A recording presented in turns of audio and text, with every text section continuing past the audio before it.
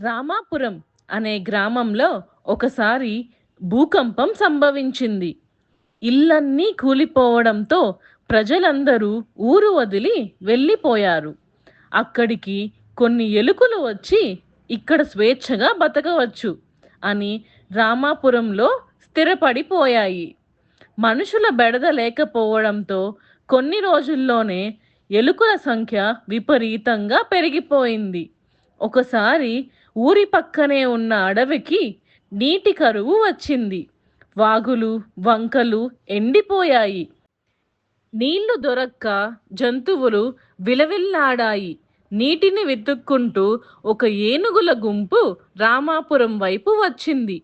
ఏనుగులు రామాపురంలోని మంచినీటి చెరువు వైపు వెళ్తుండగా అక్కడ దారిలో ఉన్న ఎన్నో ఎలుకలు వాటి కాళ్ళ కింద పడి నలిగిపోయాయి.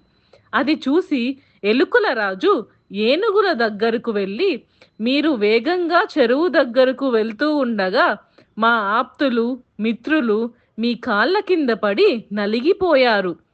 మీరు తిరిగి అడవికి వెళ్ళేటప్పుడు మాలో ఇంకా ఎందరు నలిగిపోతారో అని బెంగగా ఉంది. దయచేసి మీరు వేరే దారిలో తిరిగి అడవికి వెళ్ళండి. మేము కూడా మీకు ఏదో విధంగా సమయం వచ్చినప్పుడు సహాయపడతాం అని చెప్పింది ఎలుకల రాజు. మేము తప్పకుండా వేరే మార్గంలోనే అడవికి వెళ్తాం.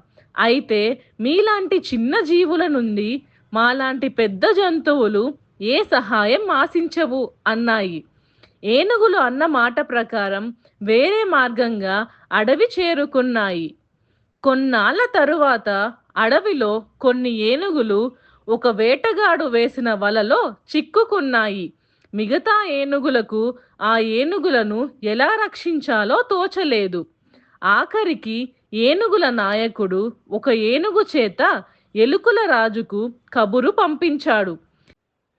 వేలాది ఎలుకలు అడవికి వచ్చి ఏనుగులు చిక్కుకున్న వలను తమ పళ్ళతో కొరికి ఆ ఏనుగుల విడుదలకు సహాయం చేశాయి.